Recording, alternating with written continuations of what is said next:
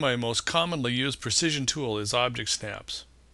What object snaps allow me to do is to snap to precise locations on existing geometry. My button for turning object snaps and adjusting them on and off is down here on the drawing aids in the status bar. If I right-click on the button, I can see which object snaps are currently turned on, and I can also access the settings. In my drafting settings, under Object Snap, I can turn on or off my running object snaps, or I can use F3 on the keyboard. We also have access to Object Snap tracking. Here are all of my object snaps, and these represent the points on geometry that I can snap to. These will automatically be found if they're turned on. Over here I have a select all or a clear all, and I can turn them all off. I suggest that you don't use the select all because turning on all of the object snaps will present you with a lot of object snap acquisitions as you're trying to draw, and it becomes difficult and slows you down. For your running object snaps, you should just choose a few that you're going to use a lot, and we're going to turn on endpoint to look at that one to begin with. I'm going to click this box so that they become running object snaps. That means that they're always on whenever I'm drawing, and we'll say OK. Down here in my drawing aids, I see that object snaps is turned on. Now I don't see any object snaps acquiring any endpoints until I start a command for drawing geometry. Now you'll notice when I approach a line, I'm acquiring an endpoint. Because endpoint's the only object snap I have turned on, that's the only one that I'll see. When that box lights up, if I click the mouse now, I know that I have precisely snapped to the endpoint of that line. I won't find any endpoints on a circle. I will find endpoints on an arc. And endpoints will light up at each intersection of a polyline, but not for text. I'm going to right-click and end that command. Turning running object snaps on and off, they can be toggled using the button down here on the status bar, turning them off or turning them on. With them off, I have another way to access my object snaps, and that's using my object snaps override. With no object snaps turned on now, I'm not acquiring any points as I move around the screen. If I wanted to acquire an endpoint, I could hold the Shift button down and right-click the mouse.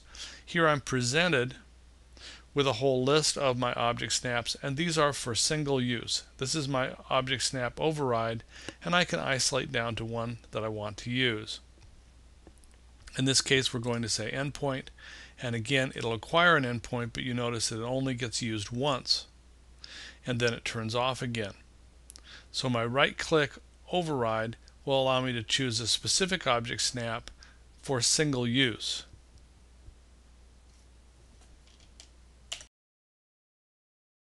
Next, we're going to look at midpoint. So I'll activate midpoint. Notice that midpoint is a triangle as a symbol. We'll say OK and start a line. And on my line, I acquire a midpoint. On a circle, there are no midpoints to light up. But on an arc does acquire midpoints. On a polyline, I'll find a midpoint on each of my line segments, and there is no midpoint on text. Next, we'll look at our center object snap. Its symbol is a small circle, and I'll start a line. Now I don't have any centers on lines. Center only refers to circular objects and to arcs. But when I approach the edge of a circle, notice that the center will light up. If I click my mouse right now, it will snap to that center snap. On an arc segment, as I approach the arc segment, you can see its center point light up. If I click the mouse now, it will acquire that center point. Next, we'll look at our node object snap. This looks like a circle with an X through it. And nodes are generally created when I use my draw multiple points.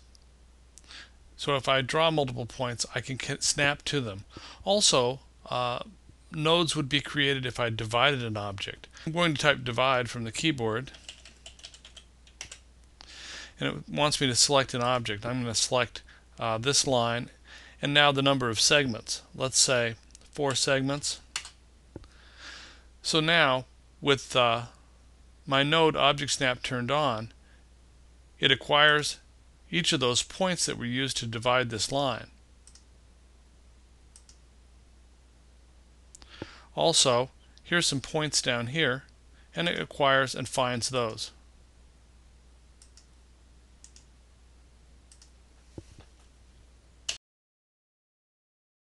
Next, we'll look at our quadrant object snap. This has a symbol of a small diamond, and this is going to show up on arcs or circles. My quadrant will light up on each of the major quadrant points of a circle.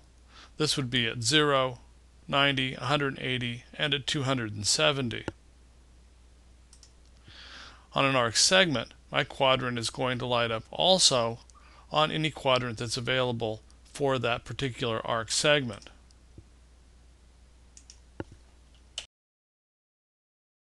The intersect object snap looks like 2 lines crossing, and with it active,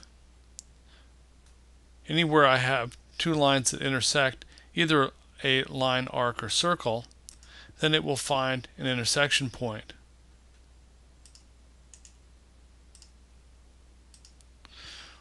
So if I'm intersecting an arc or intersecting a polyline, then I will find my object snap lighting up.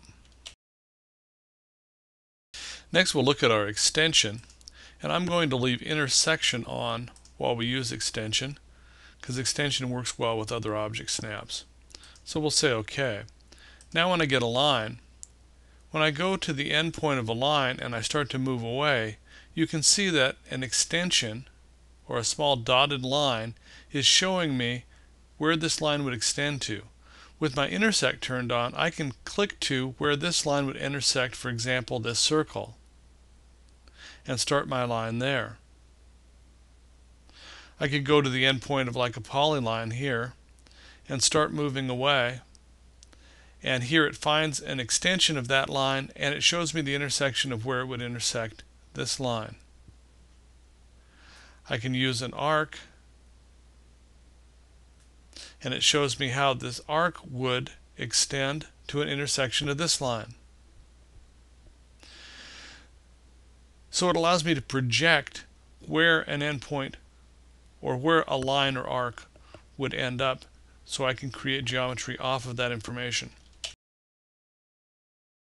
Next, we'll look at our object snap for insertion, which looks like 2 boxes.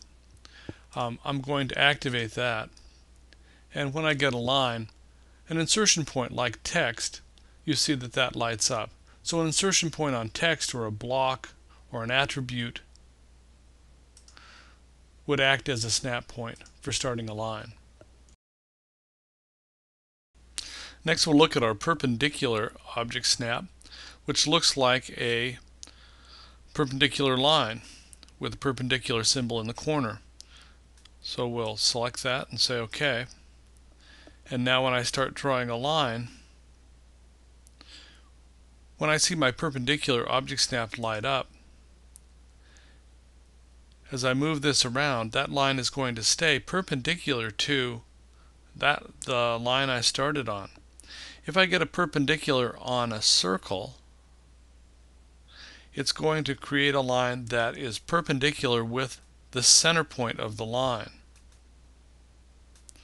And if I'm not able to find a perpendicular point, perpendicular will not light up.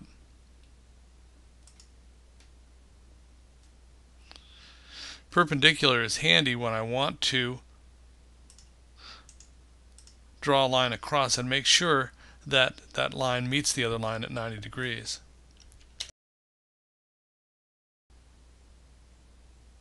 Next, we'll look at our tangent object snap, which looks like a tangent where a line meets a circle. I'll start a line, and this is only going to work with my circles. Tangent is one of these object snaps that doesn't like to find a point to start on. So I'm going to click and start a line, and then you can see that I find a tangent point on this side, or if I go over to this side I can find another tangent point. And a tangent point is where that line just touches one point of that circle. Tangents can also show up on arcs, but it has to be a curved surface in order to use a tangent. My nearest object snap looks like a little hourglass, and when I use it, if my cursor gets near an object, you can see my nearest icon light up. The purpose of using nearest is to make sure that my line is snapped to the other object. It's not critical the angle or exactly where it connects, but I do know that I've created an intersection where that line meets the other object. So nearest guarantees that I have my line snapped to the other object. My parallel object snap allows me to draw lines that are parallel to other objects. It has an icon of two parallel lines. So I'm going to start a line, and then I'm going to hesitate over this line, and I can see my parallel icon light up. Now as I move away, an apparent line is created that locks me in, so I can create a line that's parallel to that one. If I wanted a line parallel to this one, I come over and see my parallel object snap. I come down until a vector is created. I can extend along that vector or use direct distance entry. I can click parallel to this line. There's my parallel vector. I can extend along that vector. And so it allows me to draw lines parallel to other objects in my drawing.